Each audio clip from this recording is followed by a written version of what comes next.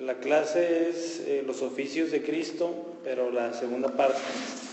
La semana pasada vimos la primera parte y vimos a Cristo como profeta primero. Bueno, primero vimos un pequeño resumen ahí de qué es cada oficio. Y vimos a Cristo como profeta, vimos a Cristo como sacerdote. Entonces nos falta Cristo como rey. Lo que vamos a ver ahorita, Cristo como rey, y también nuestros papeles como profetas, sacerdotes y reyes. En el Antiguo Testamento el rey pues tenía la autoridad de gobernar sobre el pueblo de Israel. Pues esto sucedió un poco ya avanzado la historia de Israel, o sea, pasó el tiempo de Moisés, Josué, los jueces, hasta que llegó el rey Saúl. Es cuando el pueblo de Israel quiso un rey, y ahí Dios les dio un rey. Pues este rey era como un rey cualquiera, o sea, era el que gobernaba, o sea, todos los asuntos civiles y políticos de la nación. En el Nuevo Testamento Jesús dice que nació para ser rey y rey de los judíos. Mateo 2:2, aquí estos sabios o magos dicen: ¿dónde está el rey de los judíos que ha nacido? Porque vimos su estrella en el oriente y lo hemos venido a adorar. Pero algo que nos encontramos en la vida de Jesús, en los evangelios, es que cada vez que la gente lo quiso nombrar rey o lo quiso tratar como un rey, él siempre lo rechazó, él siempre se alejó de eso. En Juan 6, versículo 15 dice: por lo que Jesús, dándose cuenta que iban a venir y por la fuerza de hacerle rey, se retiró él solo otra vez al monte. Entonces aquí vemos como, aquí es justo después de la alimentación de los 5,000. Entonces una vez que pasa el milagro, la gente decía: él es el Mesías, entonces hay que hacerlo rey. Pero esto es porque ellos tenían un concepto de Mesías como un rey que iba a liberarlos en ese entonces del yugo romano. Pero aquí Jesús, si se fijan, se alejó de eso porque él no iba a venir a hacer eso. También cuando Jesús se encuentra con Pilato, que Pilato le dice: entonces eres rey, ¿qué le dice Jesús? Jesús le dice: pues tú lo has dicho, pero le dice: mi reino no es de este mundo. Si mi reino fuera de este mundo, entonces mis servidores pelearían para que yo no fuera entregado a los judíos, pero ahora mi reino no es de aquí. Entonces aquí dice Jesús: sí soy un rey, pero mi reino no es, o sea, de esta tierra.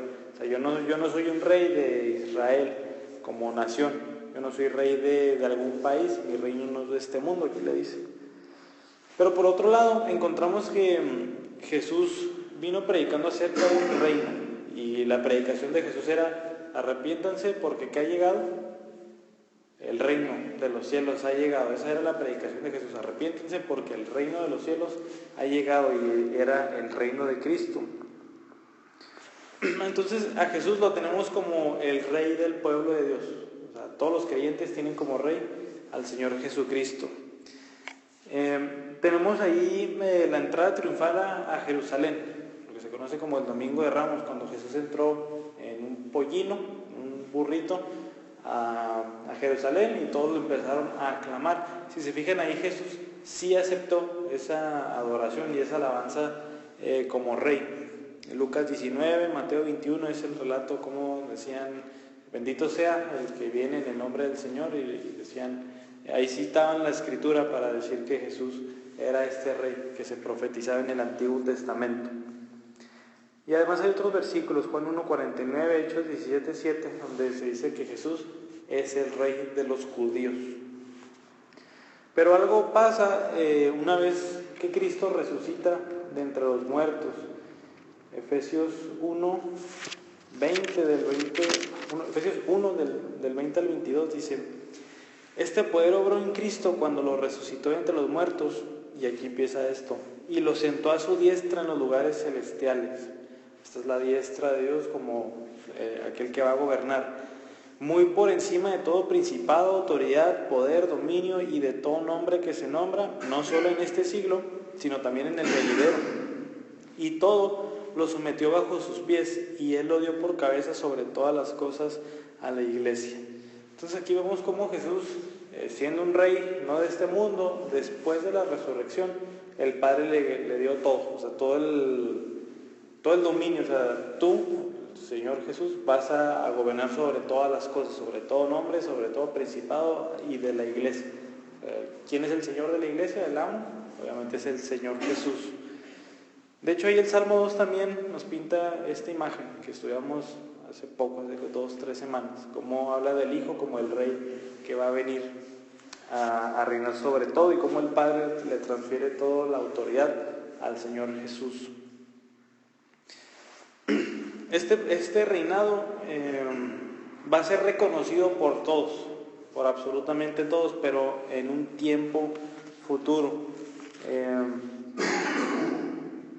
Bueno, el tiempo es cuando Cristo vuelva. Cuando Cristo vuelva, la Biblia dice que, Apocalipsis 19:16, que todos lo van a reconocer como el Rey de Reyes y el Señor de Señores. O sea, Rey sobre todos los reyes de la tierra. O sea, ningún rey de la tierra es comparable a Él. Él es el Rey sobre ellos y el Señor sobre ellos. Filipenses 2:10 dice, y toda rodilla se doblará ante Él. ¿Qué significa el acto de arrodillarse? De sumisión, de aceptar que esa persona es el Rey y quien va a gobernar. Eso es todo en cuanto a Cristo como Rey. ¿Alguna duda? Pero no fue Rey de los judíos, ¿verdad? Sí. Bueno, es que tenemos que separar aquí el concepto de judío, porque más bien es el pueblo de Dios. Y ahí Romanos 2 dice que no es judío el que lo es exteriormente, es judío el que lo es interiormente. Ahí hay un problema porque muchos ahorita están separando a Israel de la iglesia, o sea, como dos cosas diferentes. Pero la verdad es que si leemos bien con cuidado la Biblia, vamos a ver que Dios siempre ha trabajado con su pueblo. Entonces ahora nosotros somos los nuevos judíos por la fe. Ahí en Gálatas, el capítulo 3, vamos a ver que dice, todos los que son de Abraham son hijos de Abraham por la fe. Entonces, o sea, si yo creo en Cristo, yo soy un hijo de Abraham, o sea, yo soy realmente un descendiente de Abraham, un judío espiritualmente. Entonces, sí, ahorita que dijimos que Jesús es el Rey de la iglesia, es a lo que nos referimos. Es algo complicado por eso mismo, porque muchos separan a Israel de la iglesia. Y muchos dicen que Dios todavía tiene un plan para el Israel físico, pero no, la Biblia dice que nosotros somos el nuevo Israel. Y también Romanos 9 dice que nosotros somos el Israel de Dios.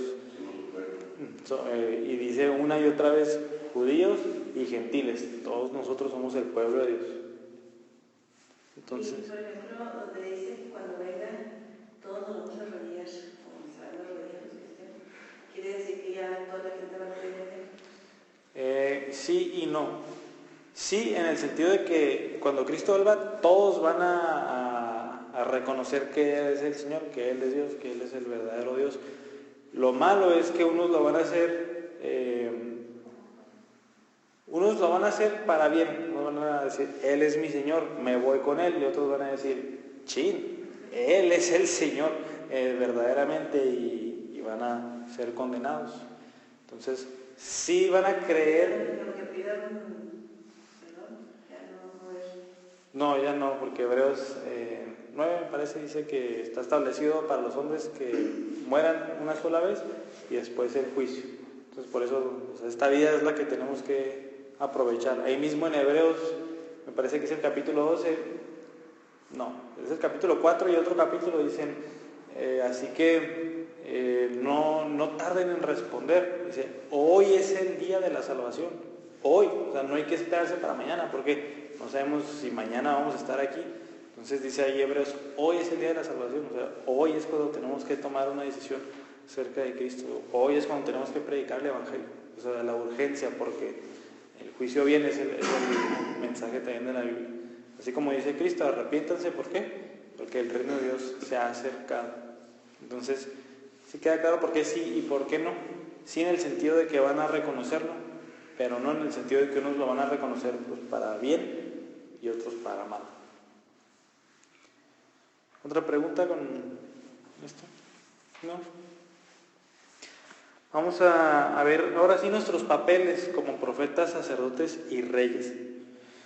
Si nos miramos lo que pasó con Adán, hasta lo que pasa al final de los tiempos, ahí en Apocalipsis, pues nos damos cuenta que los papeles de profeta, sacerdote y rey, Dios los tuvo planeados también para nosotros. O sea, no nada más fueron para algunas personas en el Antiguo Testamento, no nada más fueron única y exclusivamente para Cristo, sino que son para todos los creyentes. Obviamente vamos a ver que en relación a Cristo es de una manera subordinada. O sea, vamos a ser profetas, sacerdotes y reyes gracias a Cristo, quien fue verdaderamente el profeta, verdaderamente el sacerdote y verdaderamente el rey. Por ejemplo, en el huerto del Edén, con Adán y Eva, antes de pecar, podremos decir que Adán es un profeta. ¿Cómo definimos profeta la semana pasada? Alguien que habla las palabras de Dios. Y no nada más que anuncia las palabras de Dios, sino que habla cosas verdaderas acerca de Dios. Entonces, Adán, en plena comunión con el Señor, obviamente era un profeta en el sentido de que todo lo que hablaba acerca de Dios estaba correcto. O sea, Adán no había pecado en Adán. Entonces, en ese sentido es un profeta. Él hablaba de parte de Dios. Como un sacerdote, acuérdense que la semana pasada ligamos mucho el ser un sacerdote con entrar al lugar santísimo. ¿Se acuerdan? En el Antiguo Testamento entraban al lugar santísimo. Hebreos dice que Cristo entró no al lugar santísimo terrenal, sino ¿a dónde? Hasta el cielo, al lugar más íntimo, como sacerdote. Entonces, si se fijan, Adán estaba en la presencia de Dios. Adán estaba en el lugar santísimo, si así lo queremos ver, porque estaba en plena comunión con Dios. Entonces, estando en esa comunión con Dios, él podía ofrecer, como lo hacían los sacerdotes, oraciones y alabanzas a Dios. Y a pesar de que no había sacrificios de animales, eso pasó después de que pecaban. Acuérdense que dice que después de que Adán y Eva pecaran, vieron su desnudez, pues, o sea, tuvieron vergüenza, algo que no tenían antes. ¿Y qué hizo Dios? Mató a unos animales para cubrirlos. O sea, desde ahí está el primer sacrificio. Tuvieron que morir unos inocentes para cubrir la vergüenza de ellos. Entonces, eso fue después, pero antes no había sacrificios de ningún... Bueno, sí había sacrificios, es lo que les voy a decir, pero al menos no de animales. Por ejemplo, Hebreos 13:15, hablando de nosotros, dice que un tipo de sacrificio es la alabanza a Dios. O sea, lo estamos presentando delante del Señor para que le agrade. Y Hebreos 13:16 dice que nuestras buenas obras son sacrificios para el Señor. Entonces podemos decir que Adán y Eva ofrecían alabanzas, oraciones y este tipo de sacrificios a Dios. Entonces tenían el papel de sacerdote. Aún más, en Génesis capítulo 1, cuando dice que Dios creó al hombre a su imagen y semejanza, 2 veces lo liga con algo y dice, hagamos al hombre a nuestra imagen conforme a nuestra semejanza. Y dice, y ejerza dominio sobre los peces del mar, sobre las aves del cielo, sobre los ganados, sobre toda la tierra y sobre todo reptil que se arrastra sobre la tierra. ¿A qué papel suena ahí? Es el papel del rey, es el papel de alguien que está ejerciendo dominio sobre la creación. Entonces, en ese sentido, Adán y Eva eran reyes, en el sentido en que Dios les dio la autoridad y el poder para ejercer dominio sobre todas las criaturas. Pero después de que Adán y Eva pecaron, estos papeles ya no se pudieron cumplir. ¿Por qué? Alguien como pecador ya no es un profeta. Porque alguien ya, habiendo pecado y habiendo sido corrompidos por el pecado, nuestro concepto de Dios cambia siempre. O sea, ya no tenemos el conocimiento del Dios verdadero. Ya lo empezamos a cambiar por una mentira, así como dice la Biblia. Entonces, por ende, un pecador no puede hablar de parte de Dios. ¿Por qué? Porque no lo conoce o porque habla mentiras. Y el simple hecho de hablar mentiras ya no puede ser un profeta, porque el profeta, ¿qué dice? El profeta nada más dice la verdad porque habla de parte de Dios. Pero alguien que ya dice mentiras acerca de Dios y mentiras a los demás seres humanos, ¿puede ser un profeta? Pues claro que no. Entonces ahí el oficio de profeta se perdió. Ahora, ahí en el relato de Adán y Eva, ¿qué hizo Dios cuando pecaron? Los echó del huerto del Edén. ¿Los echó de dónde? De su presencia. O sea, ya no pudieron estar delante de su presencia porque en la presencia de Dios hay pura santidad. Y ellos pecaron, entonces tuvieron que ser echados fuera. Entonces ya no podían ejercer el papel de sacerdote, ya no podían entrar a la presencia de Dios y ofrecer sacrificios porque habían sido alejados de la presencia de Dios. Y ni siquiera el papel es de reyes ejerciendo dominio sobre la tierra, porque acuérdense que Dios en las maldiciones que menciona el crecimiento de espinos, de cardos, de sequías, de este tipo de complicaciones que tiene la creación, que no nos benefician pues en nada. O sea, todo lo que son sequías y todo eso forman parte de la entrada del pecado al mundo. Por no mencionar cómo muchos que intentan ejercer dominio sobre la creación lo hacen de una manera equivocada, o sea, lo hacen de una manera desmedida. O sea, alguien puede, por un mal ejercimiento de ese dominio, puede destruir la naturaleza. Entonces todo eso forma parte de que el papel del rey también se perdió, ya no podían ejercer correctamente dominio sobre la tierra. Pero después lo que pasa es que ya en la nación de Israel parece haber una recuperación parcial de estos tres oficios. Parcial significa no totalmente, no completamente, es una parte nada más. ¿Por qué? De vez en cuando Dios mandó pues profetas, sacerdotes y reyes que le agradaban a él. Por ejemplo, Moisés fue un profeta que le agradó, aunque no estuvo sin pecado. Fíjense que Moisés y todos los demás profetas pecaron, pero al menos eran profetas que trataban de agradar a Dios y hablaban de parte de él. Y tenemos a Moisés, a Isaías, Jeremías, a todos ellos. Sacerdotes, hubo muchos sacerdotes que ejercieron correctamente su oficio de ir a sacrificar de parte del pueblo, etc. Y reyes piadosos, podemos mencionar a David. David en general, obviamente, no totalmente, en general fue un buen rey. Seguido ahí, cuando leemos Primera y Segunda de Reyes, vemos cómo unos reyes agradaron a los ojos de Dios y cómo muchos no. Pero estamos diciendo que fue una recuperación parcial, porque a pesar de que salieron profetas de parte de Dios, también salieron falsos profetas, y la Biblia los menciona mucho. Personas que dicen hablar de parte de Dios, pero hablan puras mentiras. O sea, personas que dicen, no, es que Dios quiere esto para nosotros, y es una vil mentira. Inclusive ahorita cualquier predicador que anuncie, vamos a ver el viernes, un evangelio diferente, es un falso profeta. Es alguien que está hablando disque de parte de Dios, pero está hablando la mentira. También ha habido sacerdotes deshonestos, sacerdotes, por ejemplo, que nada más se metieron ahí para tener como una vida fácil. No, sí, yo sacrifico aquí, pero sin el verdadero significado de lo que era estar delante de la presencia de Dios, etc. Vamos a ver eso ahorita, o sea, cómo aplica para nosotros. Pero profetas en el sentido del Antiguo Testamento no, porque ahí la Biblia dice que ellos fueron un fundamento, y es el Antiguo Testamento. Y en el Nuevo Testamento fueron los apóstoles, ya no se les llama profetas. Pero así profetas. Ya no se puede agregar nada a la Biblia por parte de Dios. ¿Ya no se puede qué? Agregar nada. No. Deuteronomio 4:2 y Apocalipsis 22:18 y 19 dice: no vas a agregar ninguna palabra ni la vas a quitar de este libro. Y si lo haces, hay una maldición ahí para esa persona que le intente quitar o que le intente agregar a lo que Dios ha hablado.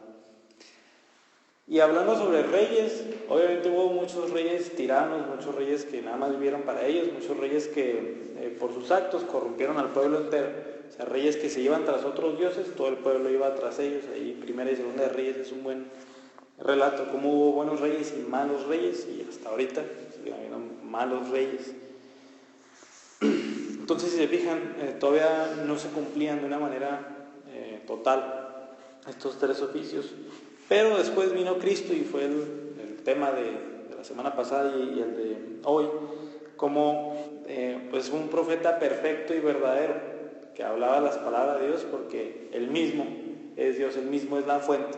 Acuérdense que Jesucristo no decía, así dice el Señor, como los profetas, sino que decía Jesucristo, pero yo les digo por mi propia autoridad.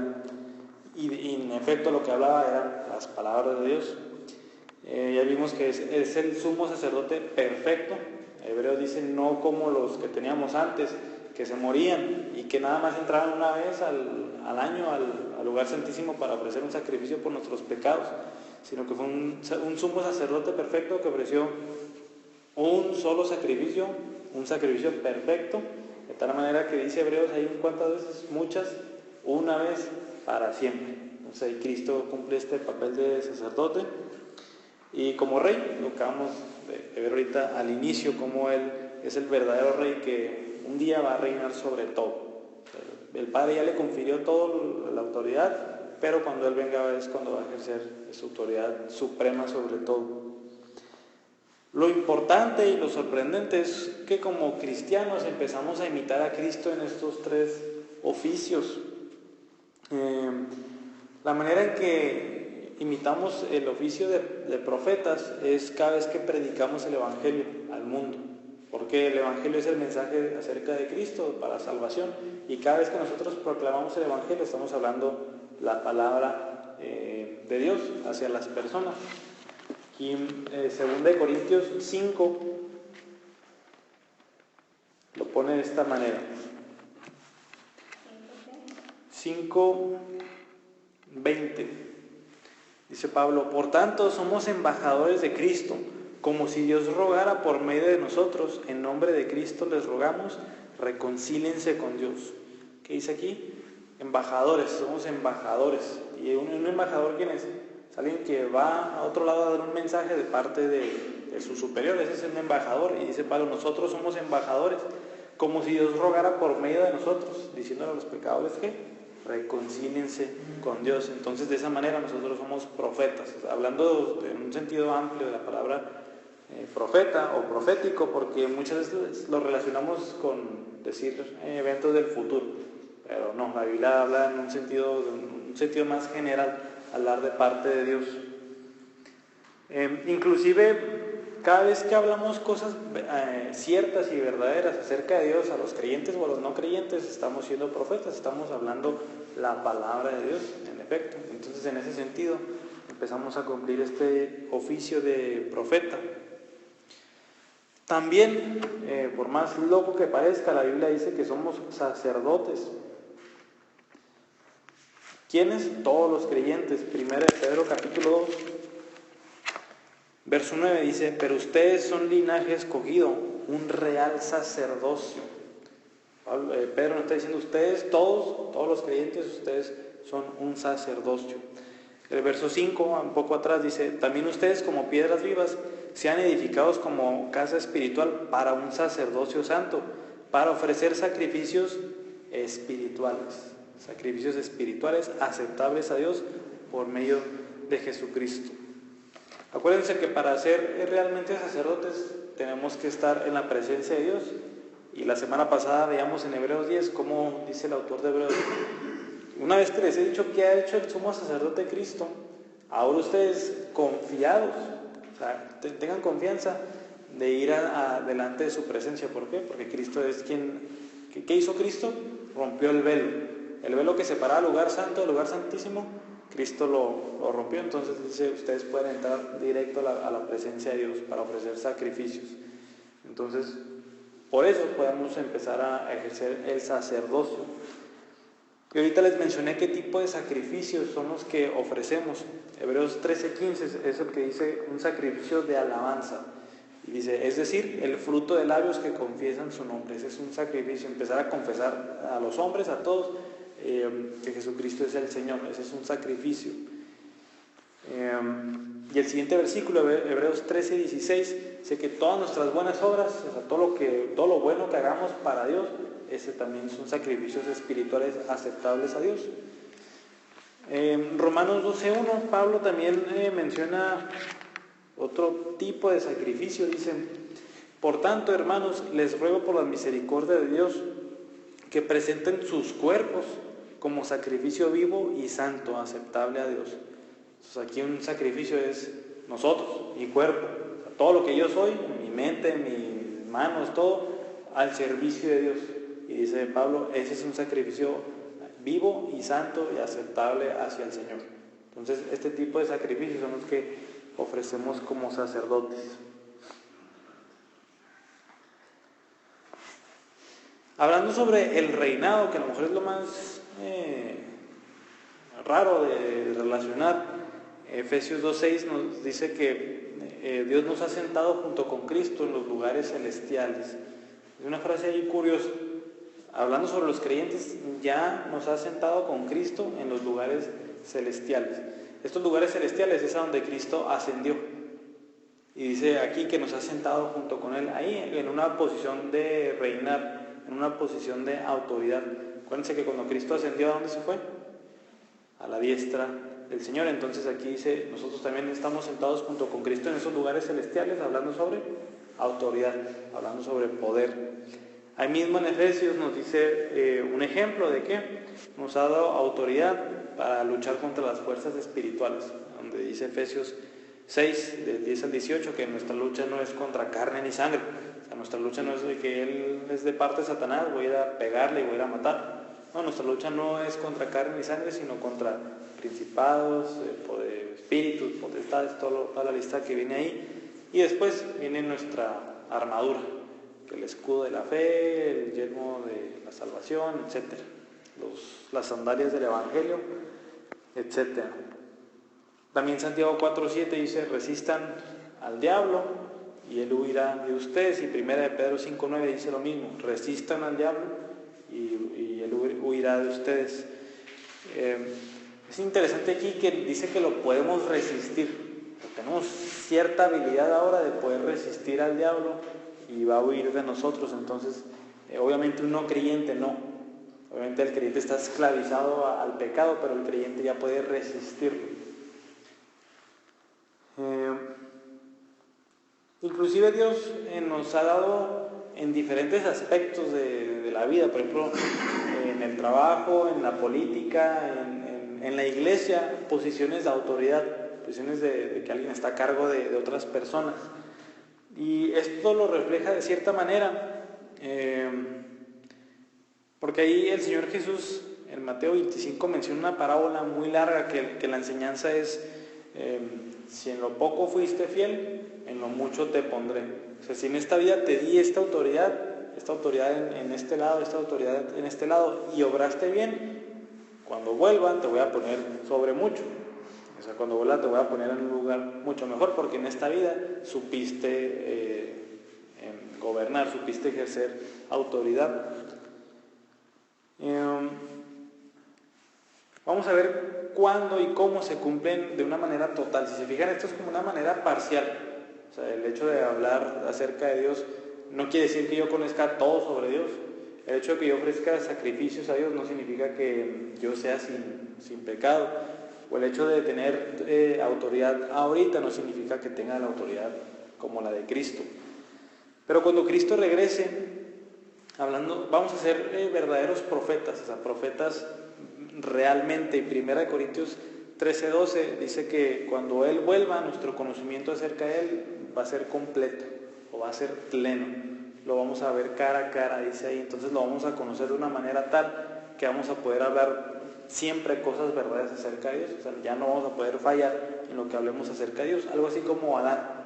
Como vamos a estar delante de Cristo, delante de su presencia, lo vamos a conocer tal cual como es, y por eso vamos a ser verdaderos profetas. O sea, todo lo que hablemos acerca de Dios va a estar bien ya, obviamente. En el sentido de sacerdotes, es relacionado a lo mismo. Como vamos a estar directamente con la presencia del Señor, los sacrificios que vamos a ofrecer son mucho más puros, mucho más espirituales aún. Entonces, pues estos sacrificios de los que ya hablamos, cuando Cristo vuelva y estemos delante de su presencia, van a tener un valor mucho mayor. También, si fijan, todos estos cumplimientos son subordinados. O sea, no podemos hablar de parte de Dios si Cristo no hubiera venido, si Cristo no hubiera hecho su obra, ni tampoco hubiera podido ofrecer sacrificios espirituales a Dios si Cristo no me hubiera llevado hasta delante de su presencia. Asimismo, el reinado. En Apocalipsis 22:5 dice que todos los creyentes vamos a reinar junto con Cristo por los siglos de los siglos. O sea, está hablando de que eternamente vamos a estar junto con Él reinando. Apocalipsis 3:21 también dice Cristo: Al que salga vencedor, le daré el derecho de sentarse conmigo en mi trono, como también yo vencí y me senté con mi Padre en su trono. Está diciendo, aquel que al final sea salvo, aquel que deje su pecado, le voy a dar ¿qué? La autoridad y el derecho de sentarse a mi diestra, así como yo me senté a la diestra de mi Padre. También Pablo, 1 Corintios 5, ya he dicho este ejemplo, pero vamos a volverlo a decir. 1 Corintios 5 habla del caso sobre el joven que vivía con la mujer de su papá. Y cuando Pablo dice, ¿cómo que él sigue en la iglesia? O sea, ¿cómo que nadie le ha dicho nada? ¿Cómo que nadie le ha dicho, oye, qué onda con eso? ¿Por qué no te arrepientes? Y aquí Pablo los regaña por no haber ejercido un juicio sobre esa persona. Y en 1 Corintios 6, 2 y 3 da fuerza a su argumento Pablo diciendo, ¿acaso no saben que los creyentes juzgarán al mundo? O sea, los creyentes un día vamos a juzgar al mundo. Y si un día vamos a juzgar al mundo, ¿cuánto más no las cosas de la iglesia ahorita? O sea, ¿por qué no lo hacen ahorita si un día lo vamos a hacer con el mundo? Y aún más dice, ¿no saben que aún a los ángeles vamos a juzgar? O sea, nosotros vamos a participar en el juicio de los ángeles que pecaron. O sea, ¿cuánto más no debemos estar ejerciendo un buen juicio, un buen dominio aquí, ahorita en la tierra? Entonces, se fijan, estas aplicaciones nos sirven para estar mejorando siempre, pues, estar conociendo más de Dios, estar ofreciendo estos sacrificios espirituales a Dios continuamente y tener el discernimiento correcto para poder juzgar las cosas de aquí, de la tierra. Otro ejemplo ahí, me parece que es en 1 Corintios, habla sobre un caso de dos personas que tuvieron un conflicto y no se resolvió y el caso lo llevaron a las autoridades civiles. Y Pablo dice, ¿para qué manchan así el nombre o la reputación de los cristianos? O sea, que los cristianos vayan a juicio, o sea, vaya, qué cosa tan horrible es esa. O sea, nosotros un día vamos a juzgar a los ángeles, cómo la iglesia no se junta a arreglar este asunto. Entonces, si se fijan, pues tenemos que tener ese discernimiento y ese crecimiento espiritual para ser capaces de juzgar estas cosas espirituales, al menos dentro de la iglesia y obviamente en los papeles que Dios nos dé. O sea, tener autoridad correcta, así como le agrada a Dios. No déspota ni nada, sino como le agrada a Dios. Entonces, esta es la manera en que nosotros, ahorita, otra vez como parcialmente, cumplimos el oficio de profeta, sacerdote y rey, pero cuando Cristo vuelva, esos tres oficios los vamos a cumplir de una manera, pues ya prácticamente total, de una manera ya plena y completa. ¿Tienen alguna duda con Cristo como Rey o nosotros como profetas, sacerdotes y reyes?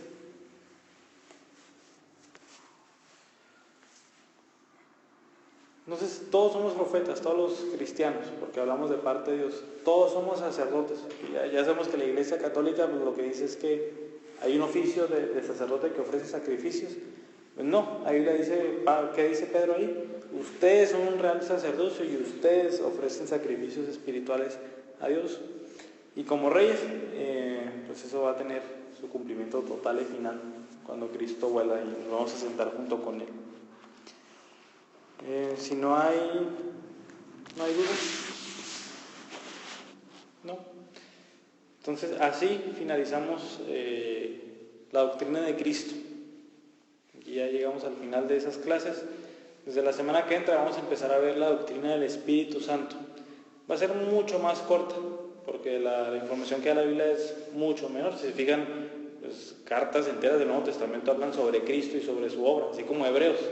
Casi todo Hebreos habla sobre Cristo como el sacerdote. Y van a ser algunas clases, a lo mejor 3 o 4, pero pues vamos a estudiar a detalle el Espíritu Santo, qué hace, qué no hace, etc. Entonces, si no hay más, pues vamos a cerrar con una oración. Señor, te damos gracias por esta noche, porque pues gracias por guiarnos a lo largo de la doctrina de Cristo y tener un entendimiento correcto de su persona, de que Él es Dios, pero Él también es hombre, que es una persona en dos naturalezas que ya no se van a separar. Gracias por enseñarnos sobre su resurrección, sobre su ascensión, sobre su obra de expiación tan perfecta, Señor. Y pues hoy que terminamos viendo sus oficios y cómo los cumplió perfectamente, de tal manera que nosotros los creyentes podemos gozar un poco de esos 3 oficios. Te damos gracias y también te pedimos que nos ayudes pues desde la siguiente semana a estudiar la doctrina del Espíritu Santo para, pues así como vimos mucho acerca de Cristo y fuimos edificados y entendimos muchas cosas, que así también entendamos muchas cosas y corrijamos nuestro entendimiento acerca de la persona del Espíritu Santo. Te damos gracias y te bendecimos.